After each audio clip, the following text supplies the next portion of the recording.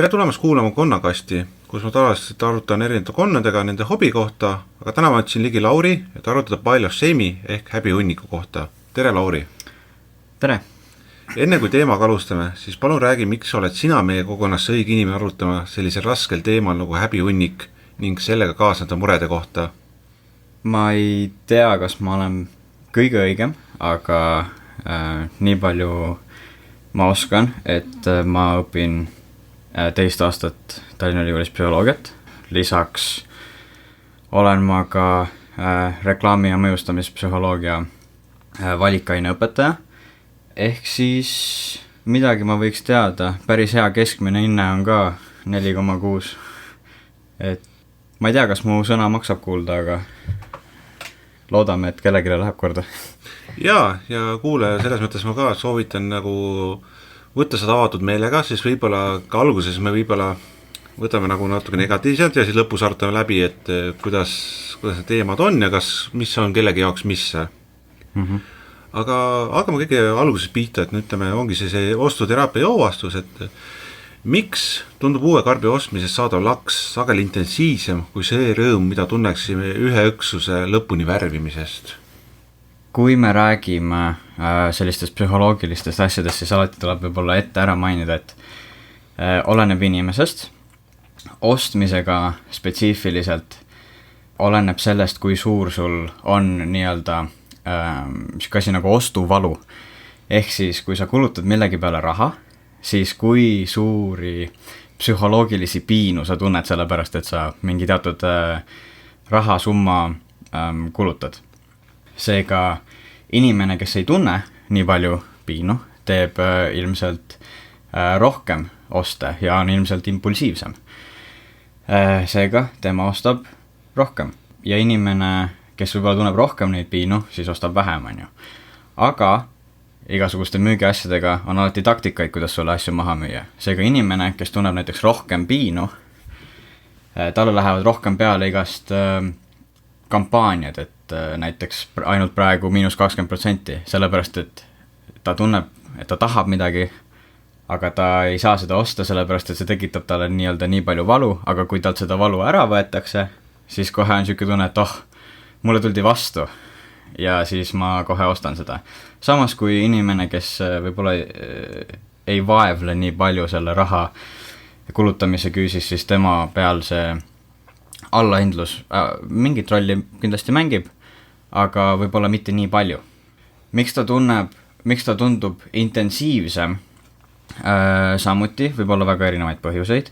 Üks nendest põhjustest võib olla näiteks see, et kui kiiresti ja tugevat sükest tasu me saame selle eest, mida me teeme. Kui me ostame midagi, siis see tuleb põhimõtteliselt kohe, et sa saad mingi dopamiini laksu või mingi mõnutunde kätte, et ma nagu sain mingi uue asja enda kätte, võimalused on mulle avatud, ma võin ükskõik kuidas selle värvida, ma võin ükskõik kuidas seda kasutada, ehitada sellest põhimõtteliselt ükskõik mida. Kui me lõpetame mudeli värvimise, siis kõik need võimalused on mingil määral piiratud või kasutatud. Me oleme juba selle värvi sinna peale pannud, me oleme mudeli valmis ehitanud ja nüüd ainukene võimalus, kuidas seda edasi kasutada, on mängides või niisama vaadata. Aga kuna me oleme sinna pannud nii palju tööd, siis see võib juba tekitada siukse tunde, et kas see oli väärt seda kõike. Eriti kui sina nii-öelda kunstnikuna näed kõiki neid vigu, mis sa vahepeal teinud oled. Ja kõik ei ole ju kunagi perfektne. Seega võib-olla ostus sul ei ole võimalust teha nii-öelda midagi valesti, aga värvimisel ja ehitamisel on väga palju siukseid kohti, kus sa näed, et siit oleks võinud paremini teha ja sealt oleks võinud võib-olla kauem teha ja siis tekibki siuke tunne, et kas see oli kõik nagu väärt seda üldse, et see ostmine oli nii palju toredam ja lihtsam. Kindlasti on seal ka mingi sotsiaalne aspekt.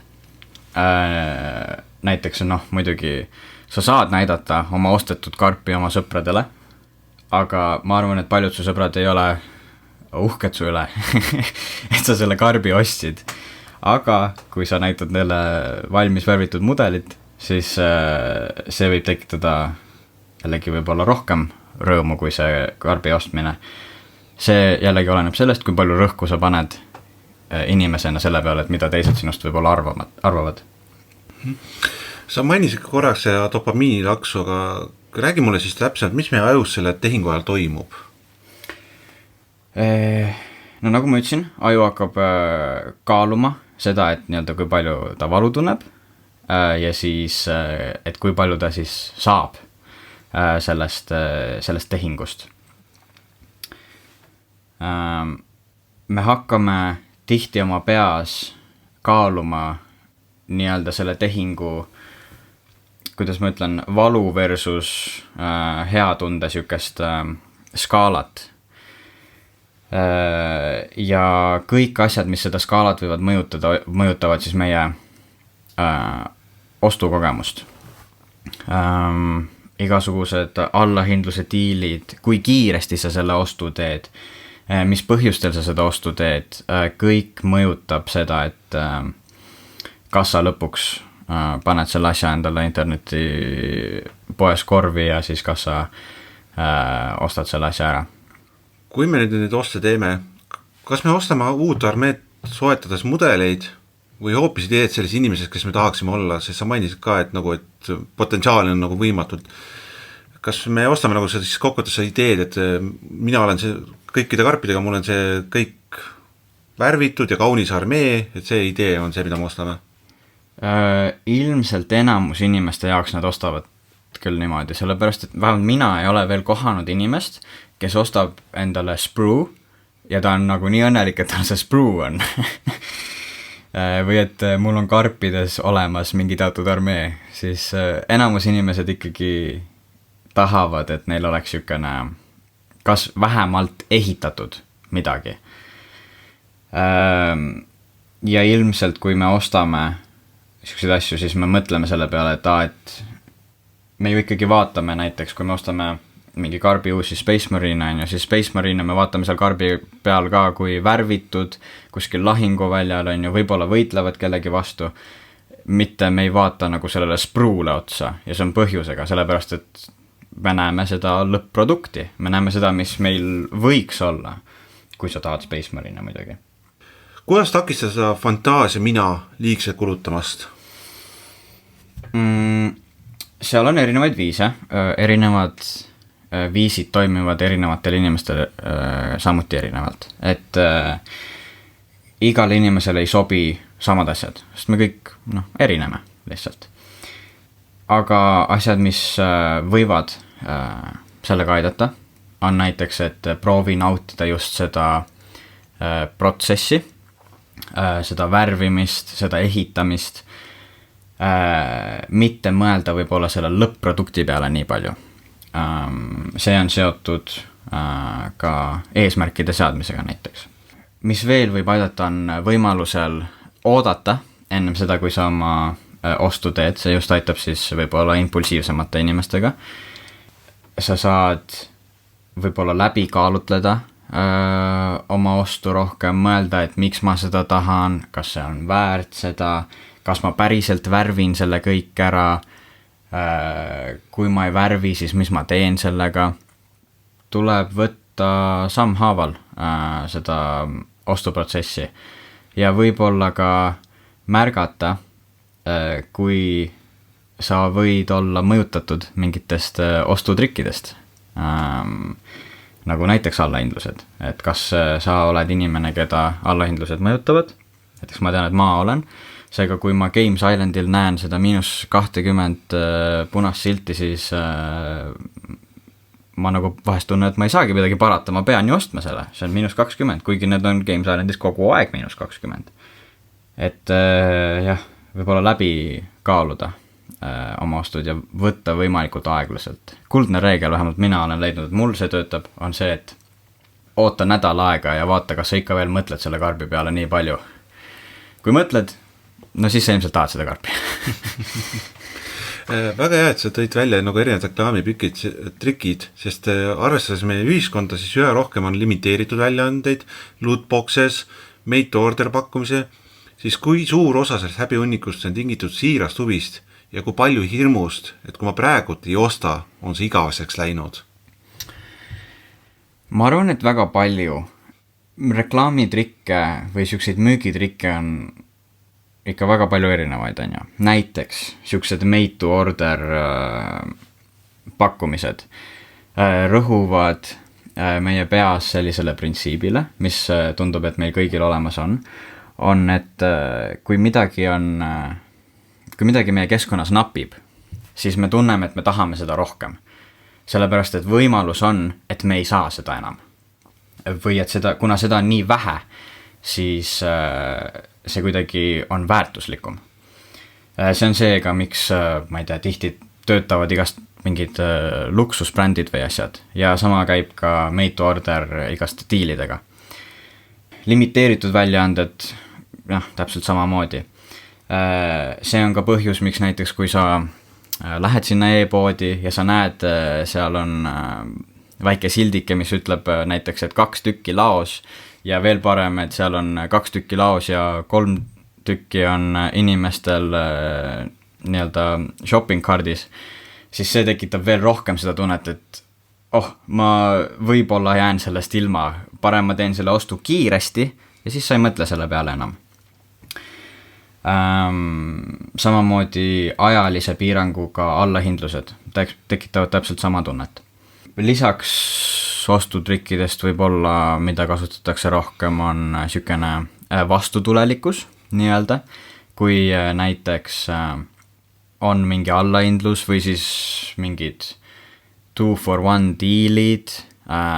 Meie hobis muidugi on siuksed suuremad karbid nagu Battle Force karbid, kus me saame mingit allahindlust ja me tunneme, et kas või alateadlikult, et meile tullakse kuidagi vastu.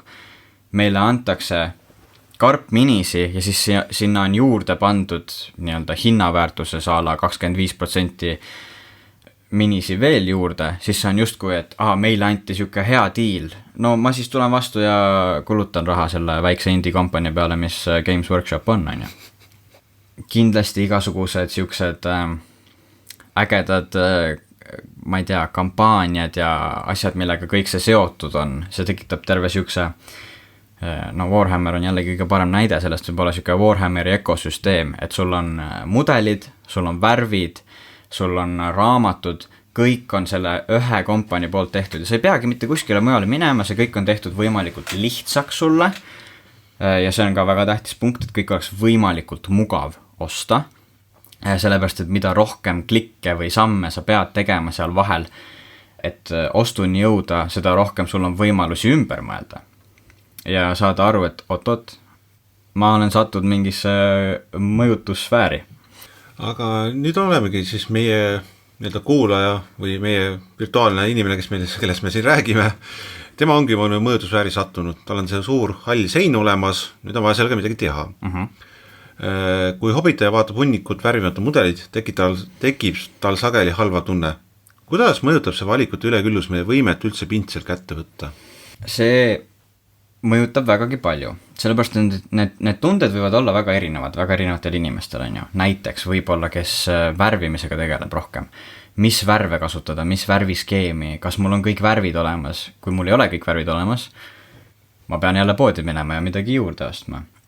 Kas ma ikka tahan seda asja värvida, sellepärast, et kui meil on suur hunnik asju, siis võib-olla isegi, ma ei tea, näiteks 2 või 3 armeed, siis kas ma praegu tahan keskenduda sellele armeele üldse, sest võib-olla järgmise balance patchiga see armee on halb või ma ei taha seda enam mängida.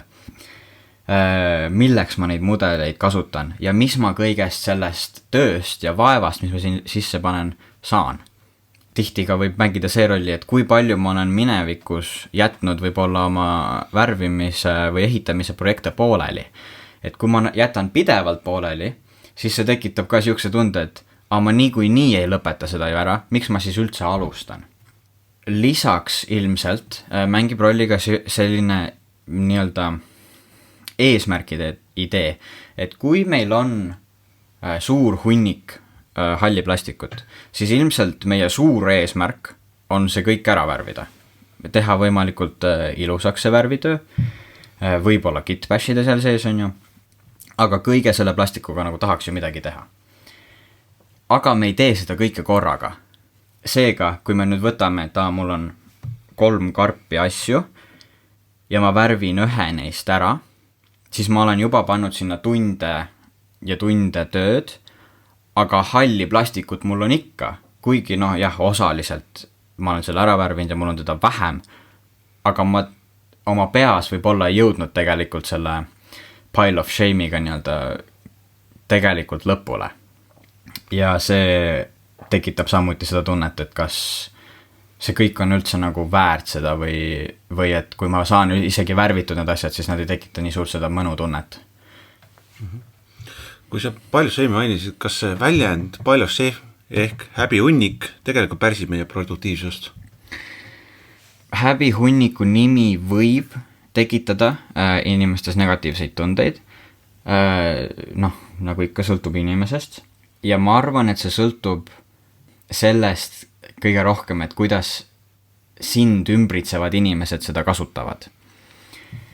Kui seda ikkagi kasutatakse nii-öelda kas halvustaval toonil või kuidagi kas või sükese nii-öelda nalja tegemisena, et pile of shame on nagu meil kõigil on see, aga see on ikkagi halb, siis see võib tekitada sinust sükest ängi. Aga kui inimesed kasutavad seda võib-olla kas ainult naljana või tegelikult nagu üldse ei räägi sellest, sa oled teadlik, et see termin eksisteerib, aga võib-olla seda ei kasutata, siis see ei pruugi sind üldse mõjutada. Siis ma küsingi kohe, et siis, kas siis põhimõtteliselt kui me muudame see termini enda jaoks ära, et keele kasutamise muutmise on siis pigem psühholoogiline kasu, kui me näiteks mõned meil kasutavad pile of potential ehk ma ei tea, potentsiaali hunnik. Ma arvan, et ta võib, selles mõttes, et ega ta nagu, et ta midagi paha ei tee.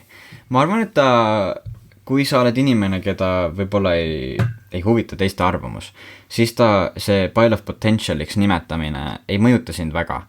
Aga samas, kui sulle läheb korda, mis on täiesti okei, siis ta võib vägagi mõjutada, kui sa nii-öelda mõtestad ümber enda seda häbihunnikut ja teistsugune keelekasutus võib seda ümbermõtestamist täitsa aidata.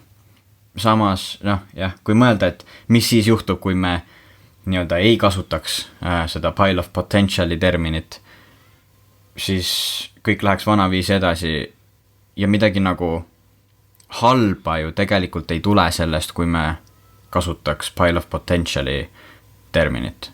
Ma nagu ei näe, et sellel oleks mingi negatiivne efekt. Pigem on just negatiivne efekt võib-olla väikse kogukonnal inimestest, keda häirib see pile of shame'i termin. See on hea point, mis sa välja tood, sest mul on kohe tekib küsimus, et meil on siis nagu keskkond, kõik nimetab pile of shame'iks, kas see häbitunne tekitab negatiivse tagasiside ahela, mis paneb meid hobilaudu üldse vältima? Kindlasti tekitab.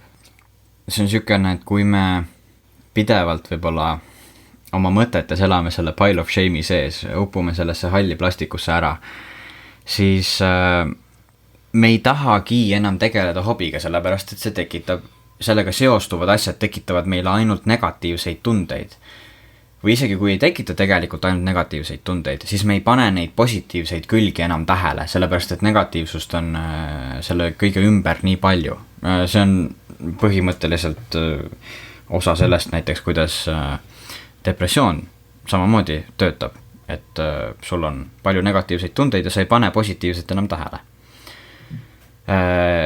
Ja kui sul tekib samasugune tunne hobiga, siis noh, ilmselgelt, kui sa ainult tunned negatiivset, siis sa ei tahagi enam võib-olla mõelda selle peale ja sa näiteks panedki kõik need asjad kuskile kapi nurka ära ja silme alt ära, et sa ei peaks neid nägema kogu aeg, sa ei peaks mõtlema selle peale, sa võib-olla ei käi enam mängudel, ei suhtle enam nende inimestega, ka lihtsalt selleks, et kas või alateadlikult, et sa ei peaks mõtlema selle peale, et kui palju sul värvid on ja üks hetk samuti see muutub siukseks nagu tööks, see ei ole enam hobi ja see on võib-olla kõige sükene hullem osa sellest, et kui su hobi tekitab sulle sellist tunnet, nagu sa pead seda tegema või et see on nagu kuidagi töö, mida sa tegelikult ei taha teha.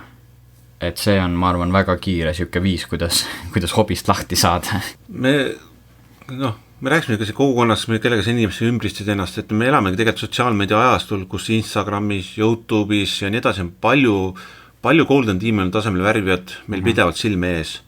Siis kui palju panustab hobist läbipõlemisse see sõvene perfektsionism ja idealism, mis me näeme igal pool? Ma arvan, et küllaltki palju. Kui me vaatame selliseid asju nagu Golden Demon näiteks, siis erinevad inimesed jällegi mõtlevad erinevaid asju. Mõni meist vaatab, et kui lahe, vaata, mis kõik on võimalik, võib-olla ma jõuan ka sinna tasemele kunagi või proovin mingit samasugust asja või et vaata, kui laheda mudeli ta on ehitanud, ma tahan ka siukest ehitada, et siukene, ta võib olla väga hea inspiratsiooniallikas. Siiski, vist enamus ajast, ma ei tea, kas ma teaduslikust mõttes saan öelda enamus ajast, aga vist enamus ajast, kui me hakkame ennast võrdlema teistega, siis läheb asi väga kiiresti allamäge. See on ka see, miks tänapäeva sotsiaalmeedia ajastul on palju vaimse tervise probleeme. Mõtted nagu ma pole kunagi nii hea või et vaata, kui perfektsed need võib-olla teosed on, mis Golden Demonile saadetakse, röövivad meil kõik selle siukse uhkuse võib-olla, mida meie enda värviskeemidest ja värvimisest ja mudeli ehitamisest saame. Sellele ei aita kaasa see, et enamus ajast, kui me vaatame siukseid pilte, siis me ei näe protsessi, vähemalt täielikult, ka näiteks värvimisvideotes, kus idee on meile näidata protsessi, siis tihti seal on tegelikult mingid vahesammud, mis on välja lõigatud selleks, et teha võib-olla parem video. Samuti, kui me vaatame Golden Demonit, siis me ei näe tegelikult kõiki neid töid, mis sinna saadeti, me näeme konkreetselt ainult kõige paremaid. Ja siis me võrdleme ennast, kes me võib-olla oleme alles hakanud hobitama või tegelikult meie eesmärk hobis ei olegi värvida kõige paremini, võrdlema inimestega, kelle töö on värvida võimalikult hästi. Ja see ei ole kohe kindlasti su vaimsele tervisele hea.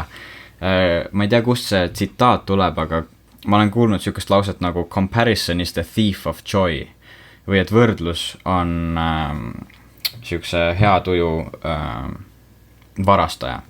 Ja ma arvan, et see on vägagi täpne võib-olla sõjamängude ja mudelite maastikul.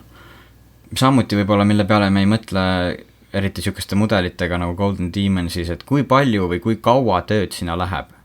Kindlasti sellesse ühte mudelisse, sellesse võitja mudelisse läheb juba 100 tundide viisi tööd.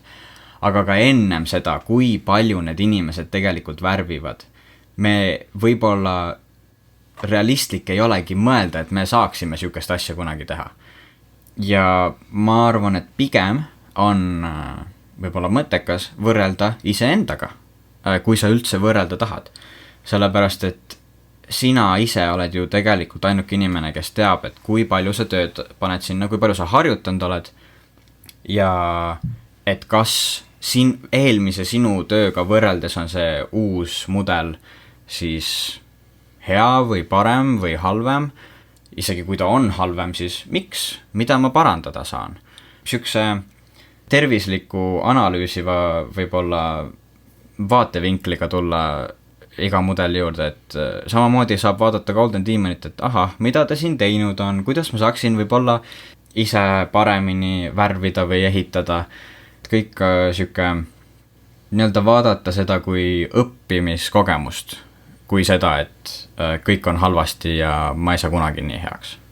Väga hea, ja ka siis ongi see, et kui võtame siis kokku ka niisuguseid nippe, mida võiks nagu võib-olla harjutada või mõelda, et räägime siis ka strateegiatest aastumiseks. Näiteks, mis on Vahremeri vaste 2 minuti reeglile? See on hea küsimus. Mina arvaks, et mingil määral on see kruntimine.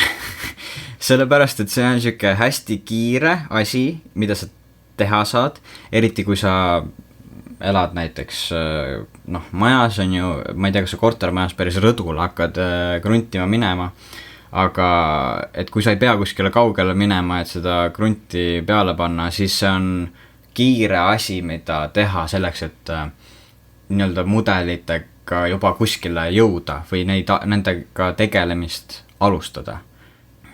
Samamoodi võib olla mõnel inimesel näiteks on raskusi just projektide lõpetamisega, isegi kui nad on väga lähedal valmis saamiseni. Seega samuti selline inimene võibki just võib-olla keskenduda sellele, et okei, tänane hobipäev on selleks, et ma lõpetaksin projekte ära, mitte ma ei alustaks uusi. Isegi kui ta alguses võib tunduda natukene sükene vastumeelne, siis ma arvan, et sellest saab nagu läbi suruda, kuna ta on tegelikult suhteliselt sükene kiire või võib-olla lihtne asi, mida teha. Nii kiire lihtne asja rääkisid, kuidas saaks keegi, kes pole kuude kaupa värvinud, oma aju ära petta, et teha kas või üks ka ainus kihtvärvi? Minu esimene idee on alati teha endale hobitamine võimalikult kergeks. Kindlasti esimene uuesti pintsli kätte võtmise kord on kõige raskem, kui sa ei ole pikka aega värvinud. Kuid me saame endale luua keskkonna, mis oleks meile võimalikult toetav, et me hakkaks uuesti hobiga tegelema. Näiteks, kui sul on võimalus sellist asja teha, siis hoida mingi nurgake või üks laud endal nii-öelda hobilauana, kus sul on kõik asjad õigetes kohtades, sul on näiteks pooleli olevad mudelid, kohe seal käepärast võtta, kõik värvid on seal olemas, võimalusel võib-olla vesi on seal kogu aeg olemas, siis see tekitab kõik selle siukse, et ta on võimalikult kerge uuesti alustada värvimist või ehitamist. Kui sul ei ole tervet lauda võimalik niimoodi eraldada, siis kas või see võib aidata, et sa hoiad kõiki hobi asju ühes ja samas kohas.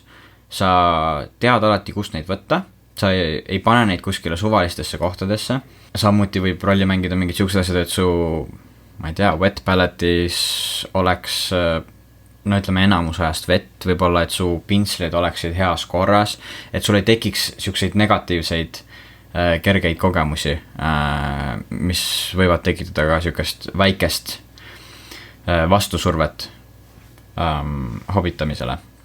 Mis veel võib aidata, on võib-olla mõelda endale välja võimalikult kerge värviskeem. See on muidugi aitab inimestel, kes võib-olla ei ole kõige, ma ei tea, ei taha nii väga võib-olla värvida, või siis kui sa tunned just, et sa oled sükene perfektsionist, et sul peab kõik olema hästi õigesti tehtud, siis kerge värviskeem on see koht, kus sa saad nagu natukene asja enda jaoks kergemaks teha. Asi, mis võib väga palju aidata, see tuleb võib-olla rohkem spordipsühholoogiast, on see, et kui sa paned endale mingi aja kellegiga koos värvimiseks, see tekitab esiteks sulle endale siukse toreda sõbraliku keskkonna, kus sa värvida saad.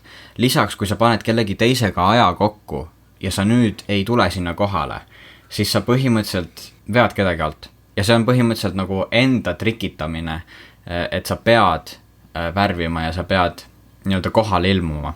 Ehk siis igast ühisvärvimised on tegelikult väga hea viis, kuidas saada ennast uuesti värvima.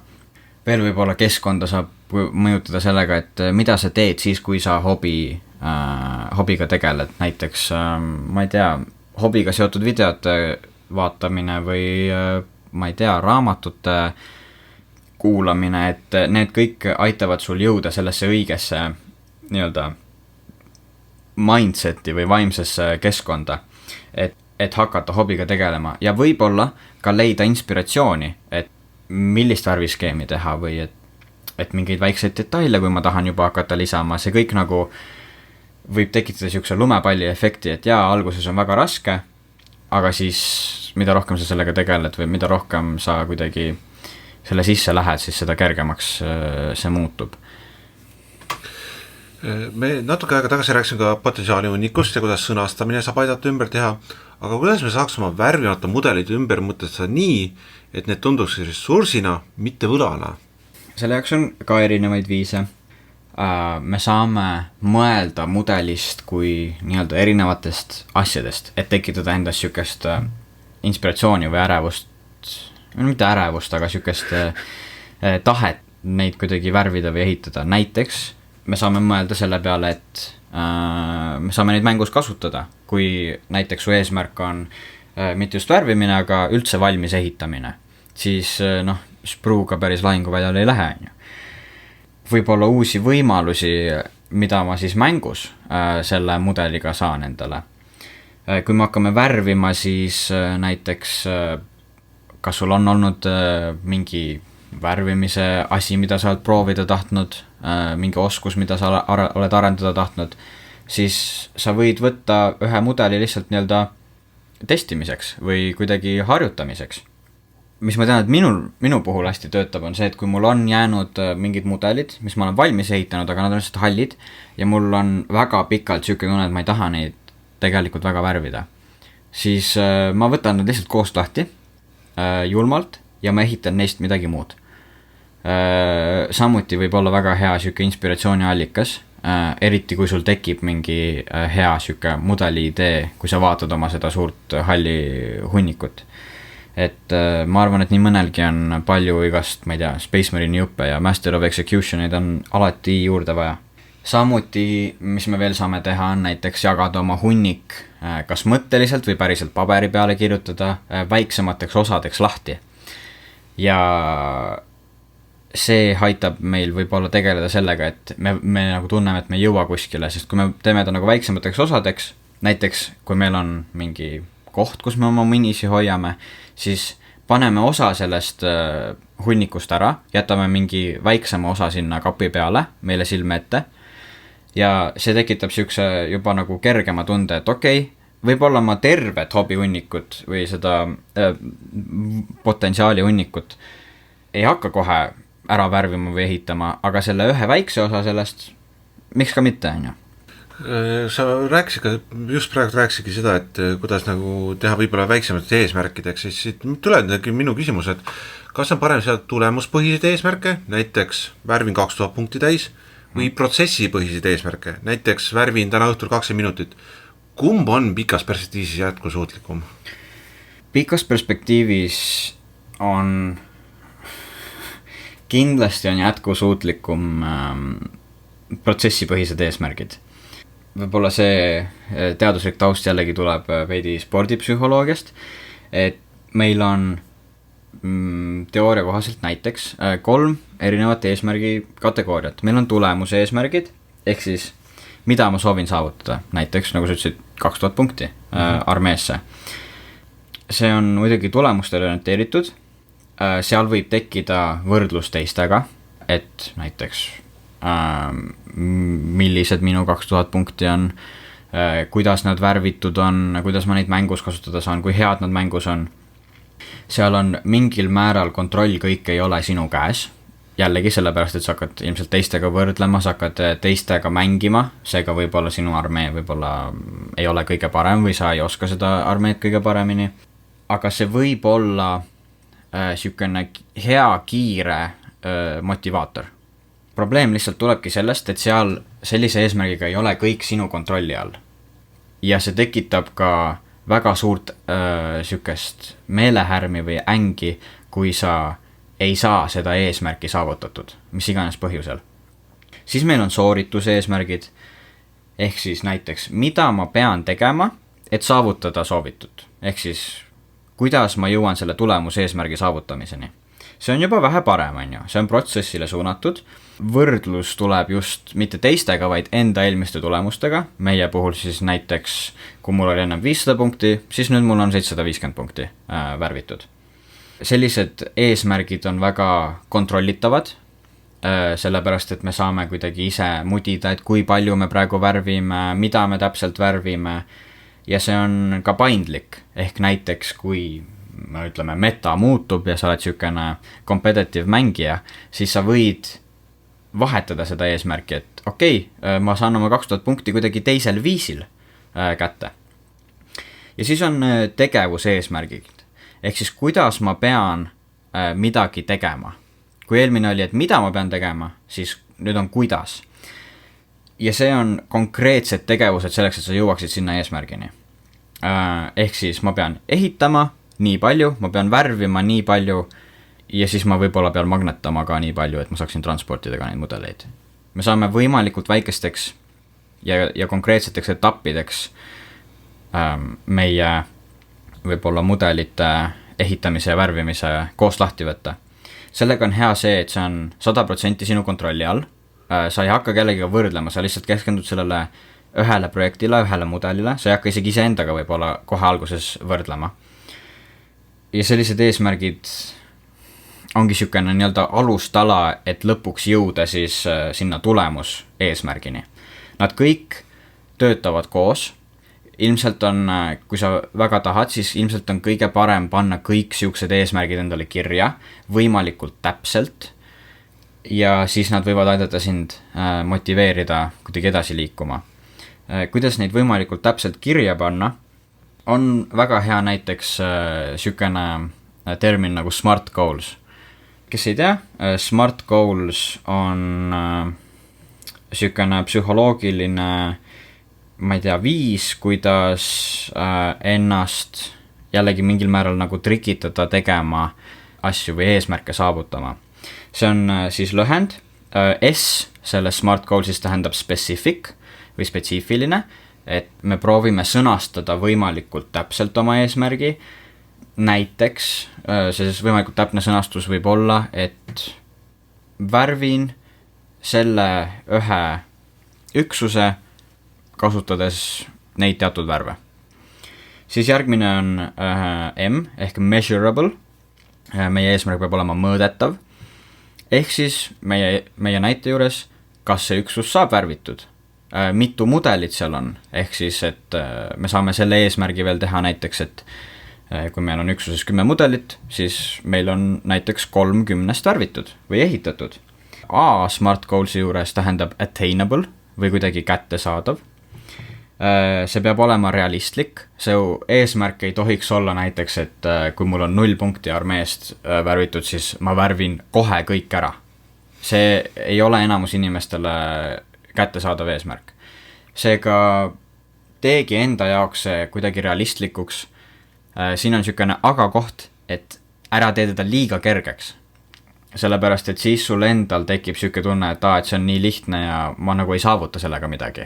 Sul peab endal olema täpselt piisav siukene väljakutse selle eesmärgiga. R on relevantne sinu enda jaoks.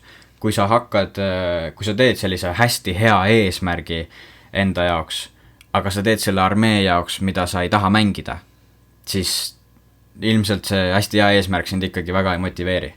Et ta peab olema sinu jaoks kuidagi relevantne või hea.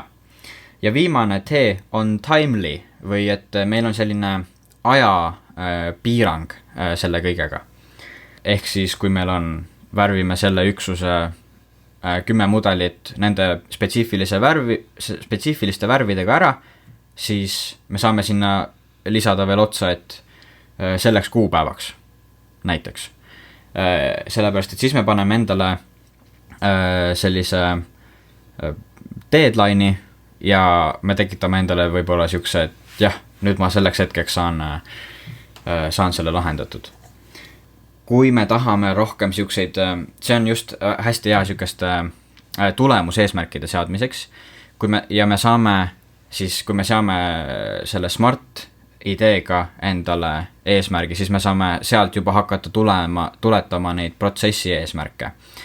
Kui me hakkame seadma eesmärke endale näiteks värvimisega, näiteks me tahame kuidagi saada paremaks värvijaks, siis hea viis või hea siukene väike asi, mida teha on, et ära pane endale negatiivse sõnastusega eesmärke. Mida see tähendab on see, et hea eesmärk ei ole siukse sõnastusega, et ma ei tee selliseid asju. Sellepärast, et selline eesmärk ei anna meile mingit ideed, et kuidas me jõuaksime sinna. See lihtsalt annab meile, et me ei tohi midagi teha. Parema sõnastusega on eesmärk, et tee midagi teistmoodi või tee midagi hoopis sellel viisil. Et sükest negatiivsest sõnastust võib olla natukene sellest eemale hoiduda. Aitäh, Lauri, see oli väga hea nipp, kuidas teha. Aga ma olen kindel, et meil on mõned kuulajad, kes mõtlevad, et tegelikult ma lihtsalt kogun neid mudeleid, ma ei värvi neid. Nii et minu küsimus ongi, kas mudelite kogumine ja mudelite värvimine on tegelikult 2 täiesti erinevat hobi? Ma arvan, et kindlasti on.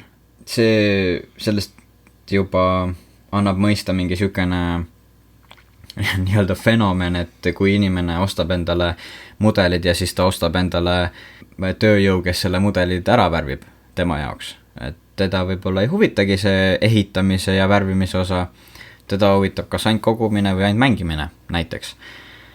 Samamoodi, et miks inimestele meeldivad erinevad osad hobist võib-olla rohkem kui teised, et mõnele näiteks ei meeldi tegelikult väga ehitada, sest see annab jällegi mõista seda, et tegelikult on tegemist mingil määral erinevate hobidega, sest need tegevused ju tegelikult on nagu nii erinevad, nagu värvimise ja mängimise vahel on nagu väga suur sükene barjäär ja see on täiesti okei, kui sa võib-olla lihtsalt värvid mudeleid, aga sa ei mängi nendega kunagi. Kui see toob sulle rõõmu ja võib-olla sa proovidki saada lihtsalt võimalikult heaks värvijaks, siis miks ka mitte. Samamoodi, kui sulle tegelikult ei meeldi värvida või ehitada, aga sulle ilgelt meeldib mängida ja sa tahad räigelt võita, siis you do you. Ja no lõpuküsimus üks veel, et kas on okei, kui mõni inimene naudib lihtsalt plastik oma eest või peaks eesmärk alati olema valmis toode? Ja ei, ma arvan, et kui sa lihtsalt omad plastikut, siis see on nagu häbiasi. Et võib-olla ära ole selline.